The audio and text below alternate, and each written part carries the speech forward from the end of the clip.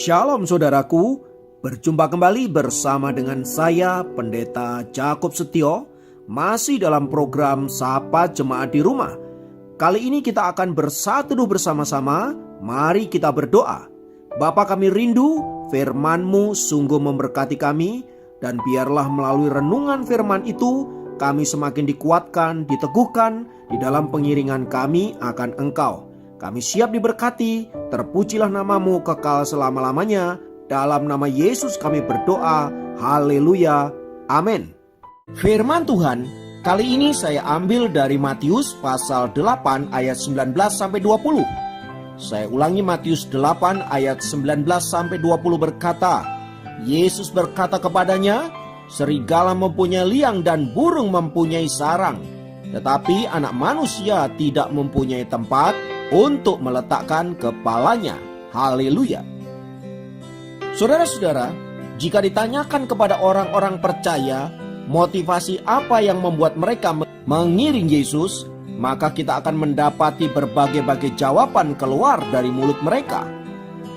Beberapa di antara mereka mengiring Yesus karena berkat-berkat, yang lainnya lagi karena kesembuhan, yang lainnya lagi karena mukjizat, dan sebagian juga karena ingin hidup sukses, ingin mengalami kesenangan hidup, dan berbagai-bagai kemudahan hidup.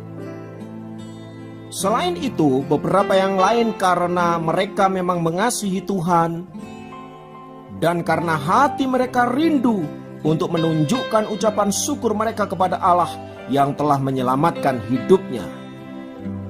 Nah, saudara-saudara, terlepas dari berbagai-bagai motivasi itu, tetapi pada umumnya kita mengiring Tuhan karena kita menginginkan sesuatu yang berkaitan dengan kemudahan hidup, kesenangan hidup, dan kenyamanan hidup. Ya, mari jujur saja, semua itu seringkali tanpa kita sadari menjadi motivasi kita mengiring Tuhan, saudara-saudara. Tentu saja memang kita ingin diberkati, ingin sukses di dalam Tuhan dan lain sebagainya, itu bukanlah hal yang salah. Tetapi bila itu menjadi satu-satunya motivasi kita untuk mengiring Tuhan, maka itu menjadi keliru. Sebab bila demikian, lalu apa bedanya dengan mereka yang datang ke dukun-dukun, orang-orang pintar, tempat-tempat keramat dan lain sebagainya? Bukankah mereka datang ke tempat-tempat itu karena mereka ingin sukses, ingin sembuh, ingin kaya, bebas bangkrut dan lain sebagainya? Maka apabila motivasi kita sama dengan mereka, sesungguhnya kita tidak sedang datang untuk menyembah dan menyenangkan Tuhan, mengasihi Tuhan, melainkan kita menyembah dan menyenangkan diri kita sendiri. Bahkan yang lebih mengerikannya lagi, saudaraku, Tuhan seringkali ditempatkan sebagai objek yang kita peralat untuk memenuhi segala keinginan kita. Saat kita melayani Dia, saat kita memberi, saat kita persepuluhan dan lain sebagainya, kita berharap agar Tuhan mengembalikan berlipat-lipat kali ganda. Tanpa kita sadari, kita sedang memancing Tuhan agar Dia memberkati kita berlimpah-limpah dengan cara kita memberi sesuatu. Tindakan seperti ini tentu saja adalah tindakan yang tidak dibenarkan di hadapan Tuhan. Namun sayangnya, saudaraku, tanpa kita sadari kita melakukan hal yang demikian dan menganggap semua itu baik-baik saja dan tidak ada masalah.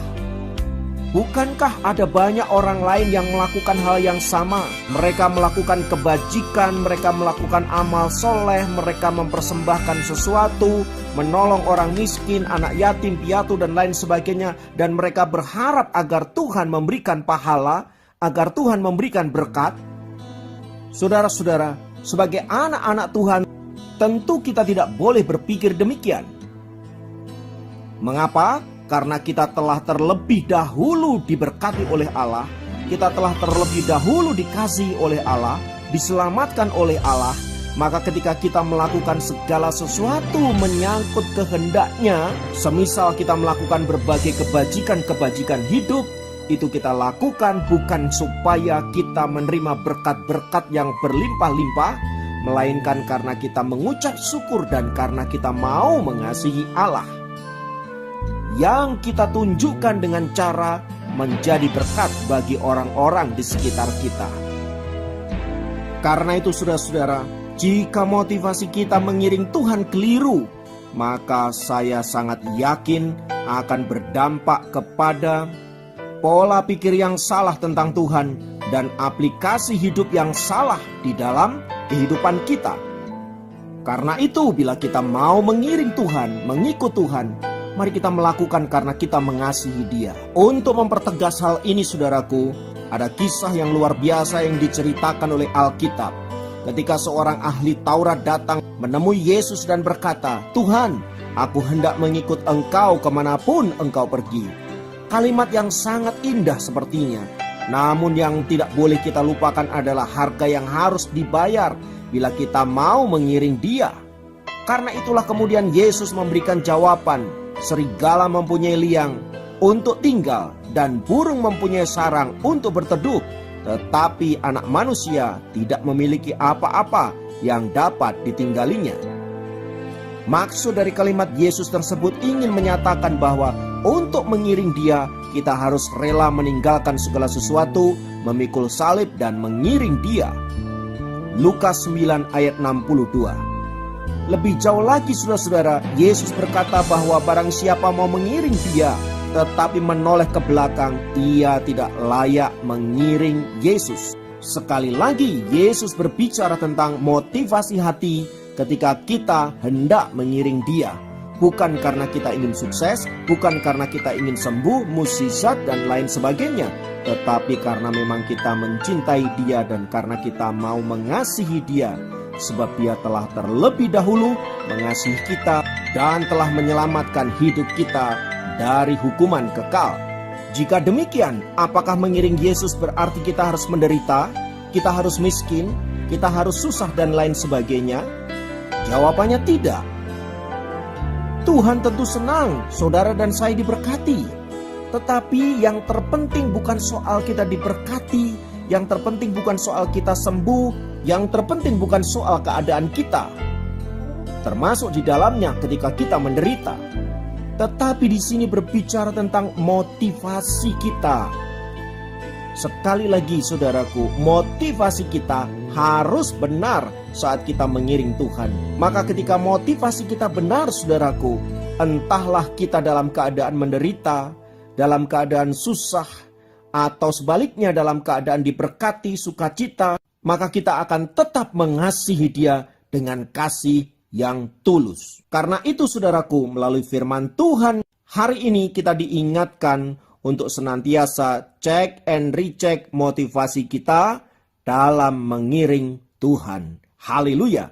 Biarlah firman Tuhan ini menguatkan dan meneguhkan setiap kita. Mari menjadi anak-anak Tuhan yang selalu mengasihi dan mencintai Allah, karena Dia telah terlebih dahulu mengasihi dan mencintai kita. Haleluya. Mari kita berdoa. Bapa, dalam nama Yesus, biarlah firman-Mu senantiasa menguatkan kami dan menjadi rema, agar di dalam kehidupan kami senantiasa menyenangkan dan memuliakan nama-Mu. Sampai seluruh rencana Allah dikenapi di dalam dan melalui diri kami masing-masing. Apapun situasi kami percaya Allah turut bekerja dalam segala perkara untuk mendatangkan kebaikan bagi orang-orang yang mengasihi Dia. Haleluya. Terpujilah nama-Mu kekal selamanya, dalam nama Yesus. Haleluya. Amin. Demikian program Sapa Jemaat kali ini. Sampai jumpa dalam program Sapa Jemaat yang lain. Tuhan Yesus memberkati.